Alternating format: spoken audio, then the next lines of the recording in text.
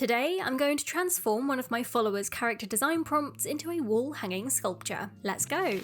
Okay, the prompt is cereal. This is going to be a super fun one to create, so let's start by gathering some ideas and inspirations for this project using today's sponsor, Millernote. If you've never heard of it before, Millernote is an easy to use tool for organising your ideas and projects into visual boards. Let's start by putting together a quick project landing page using some notes, arrows and a to-do list. This to-do list is one of my favourite Millernote board elements, as you can easily add, remove and rearrange the tasks whenever you need to. To keep everything tidy and in place, I'm going to insert a column that will house my character designing process boards. Let's open this one up and get to work on creating a cereal themed mood board. When I think of cereal, I think of shapes, colours and textures, but there's one type that stands out to me the most, and that is Fruit Loops. Let's insert a few cereal images and notes about my thought process. Speaking of which, the thought of cereal brings me a strong sense of nostalgia. Let's add some reference images of braids, pigtails and ponytails into this mood board. Maybe we could combine these childish hairstyles with cereal milk to form a blobby, flowing head of hair. We could also incorporate these cereal hoops as hair accessories. Let's now drag a few of these sketch pages into place. These are great for quickly jotting down notes and doodles, and it feels so much like using post-it notes. Okay, I am now feeling really confident about this cereal character's concept, so let's jump into Procreate and get designing. First things first, I'm going to draw up this cereal character's face and expression. When I draw symmetrical faces, adding details that go against the symmetry can really improve the overall composition, and in this case, closing one of her eyes breaks the otherwise perfect pattern and makes the face look a bit more natural. And just like I mentioned before in my Millernote project plan, I want this character to have cereal milk hair, but what if we went one step further and used the cereal hoops as hair as well? Forming two braids out of milk and cereal could not only look interesting, but the colours from these Fruit Loops could create an appealing rainbow colour scheme. And then, for some colour continuity, we could also add some loops on top of her head, almost like they're floating within the milk. Okay, this is looking great, so let's add some base colours. To start, I've decided to give this cereal character a dark brown skin tone. Not only will this nicely contrast the white cereal milk hairstyle, but this darker skin should make the pastel cereal hoops stand out a bit more. And as for the smaller details, a dark eye colour, light freckles and pastel braces breathes life into this design. But even though I'm really liking how this cereal themed character is looking now, I can't help but notice that this space over her closed eye seems a bit empty. Maybe this is the perfect spot for a spoon and an extra Fruit Loop. Okay, that has really tied everything together, and besides, you can't eat your cereal without a spoon. Now that I've got my design all drawn up, let's create a character design reference board within my Millernote project plan. I'll be referencing this during the entire sculpture process, so adding colour swatches, notes and doodles should help me to keep on track. If you've seen my previous Millernote projects, you'll know that my all-time favourite feature has to be this pen tool. Once selected, this tool allows you to doodle all over your board, just like you would in a scrapbook or a journal. Okay, this reference board is going to be really helpful, but you know what else could be helpful? A materials list. Let's go back to my cereal project landing page, insert a column and a table into this space, and work out what we need. To make the face, I've decided to use my 3D printer. For the cereal hoops, I'm going to use polymer clay. And last but not least, I'm going to attempt to make this flowing milk hair out of white foam clay. Okay, now that I've pinpointed the three main materials that I'm going to use for this project, let's insert some website links underneath this table. This should save me some time later when it comes to purchasing everything I need. Now, all I need to do is insert a few more cereal images, and this Millernote cereal project board is now complete. Not only is it super fun to put together a Millernote board like this one, but it's extremely useful for keeping myself on track. Speaking of which, let's get started on this cereal sculpture and dive into Nomad Sculpt on my iPad. After importing a sphere, I'm dragging down the front to form the chin and the jaw, and then I can use the deflate tool to hollow out this space here. This character only has one eye open, so we only need one eye socket. Let's attach an eyeball and a nose onto the face. After adding some eyelids, drawing on the closed eye and mapping out the corners of the mouth, I'm now voxel subtracting a shape from the mouth to open it up. Then we can add some lips and What the hell? All that's left to do now is reshape some spheres into ears, form some eyeliner out of tubes, extract her iris using the mask tool, insert some teeth, and cut away a wall mount hole from the back. And there we have it. This serial character's face has now been fully 3D modelled, so let's send it off to my 3D printer. About 5 hours later, she's finished printing and can be peeled away from the print bed. To avoid prominent layer lines across her face, I decided to print this head at a fairly steep angle, which in turn required tons of supports to keep it steady. Luckily, her nose and lip supports have come away cleanly, but the same cannot be said for the underside of her jaw. So let's fix it using some Freeform Air epoxy putty. Freeform Air is a 2-part epoxy putty that is extremely lightweight and durable once cured. All I need to do is mix these 2 parts together and press it into the surface defects. By the way, epoxy putty of all kinds is not good for you, so if you're going to use it for a project, please make sure that you're wearing the appropriate PPE, including gloves and a respirator. After allowing this putty to fully cure and then sanding it smooth using various types of sandpaper, the underside of this serial sculpture's chin is looking much more presentable. So all I need to do now is apply several thin coats of this 2-in-1 filler primer and we can start painting. Just like my previous projects, I'm mixing up the perfect skin tone shade and then airbrushing it all over the sculpture. Airbrushing is now my go-to method for base layers like this one, as the final result is infinitely cleaner and smoother than using a brush. Okay, this skin tone is now fully dry, so let's fill in the whites of her eyes and her teeth. Mixing some slow dry fluid into this white acrylic paint will help me to build up thin layers and avoid any clumping.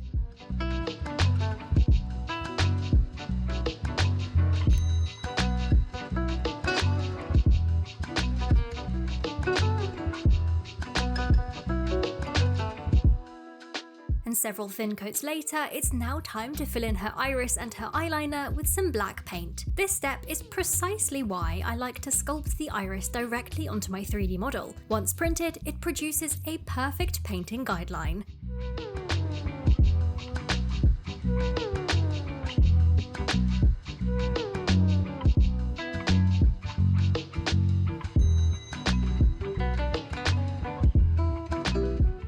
Looking good.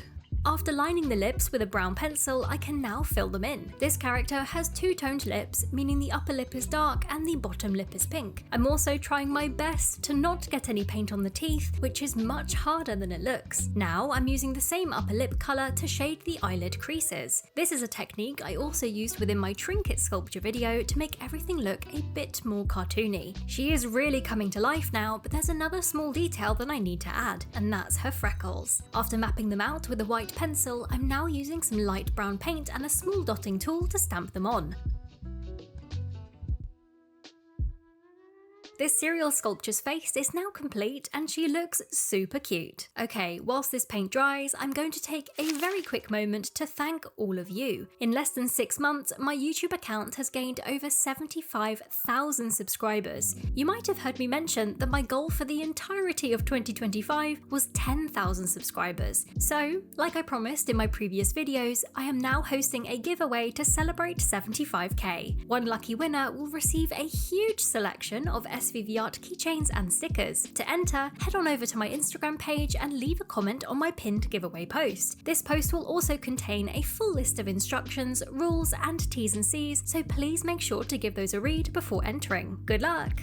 Okay, let's move on to these Fruit Loops. Just like I mentioned in my Milanote project plan, I'm going to make this sculpture cereal out of polymer clay, specifically Fimo, or Fimo, depending on how you say it. I want the colour of these Fruit Loops to be various pastel shades, so blending a big chunk of white and a smaller chunk of colour should work well. I'm also wearing gloves for this, as colourful polymer clay has a tendency to stain your skin. And voila! Here are my 6 colourful blobs of clay ready to be turned into loops. After weighing each blob of clay to maintain some consistency, I'm simply forming a round ball, pressing it down, rolling a paintbrush through the middle, and then smoothing everything out. It also helps that Fruit Loops are never perfectly round, so I've got some leeway in terms of their shape. Now that I've got a beautiful array of colourful loops, it's time to add some texture. So, after scrunching a small amount of tinfoil into a random jagged shape, I'm pressing and rolling it into the clay surface to perfectly exactly mimic crunchy cereal. The only problem with this method though is that it takes an extremely long time to texture each loop. So, yet again, I'm going to save you the boredom and skip to the finished result. Now, these Fruit Loops are looking pretty good, but there's another important step that we cannot forget. Not only do Fruit Loops have a rough, crunchy texture, but there's also a distinct white shading across the surface of each loop. To match this, I'm going to do some dry brushing. If you're unfamiliar with dry brushing, it's extremely easy to do. Just put a tiny bit of paint onto a brush, buff the majority of it off, and then begin to paint.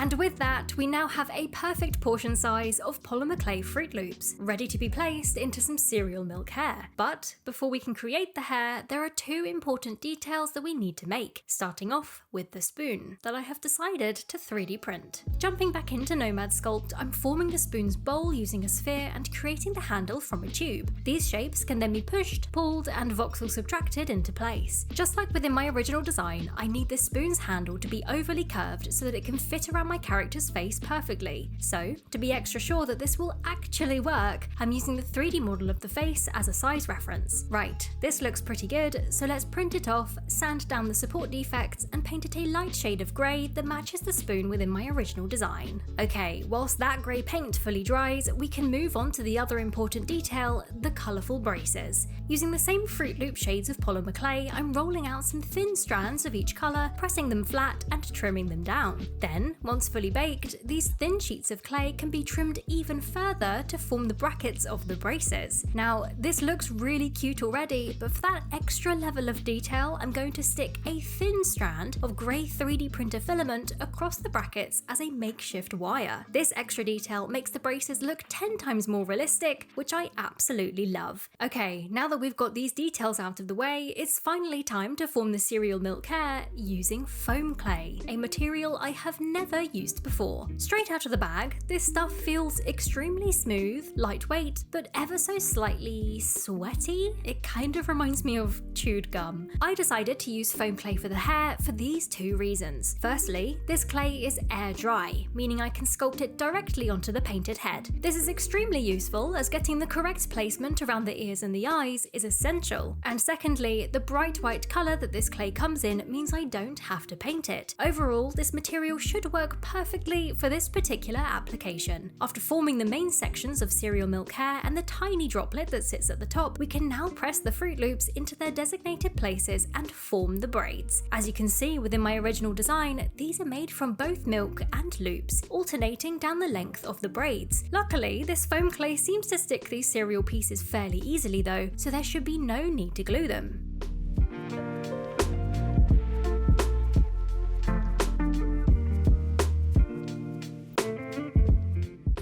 Okay, we are rapidly approaching the end of this project, so all I need to do now is paint some finishing touches onto the face and the spoon, use some black filament strands as eyelashes, attach the braid and the spoon using superglue, and see how this cereal-themed character has come to life.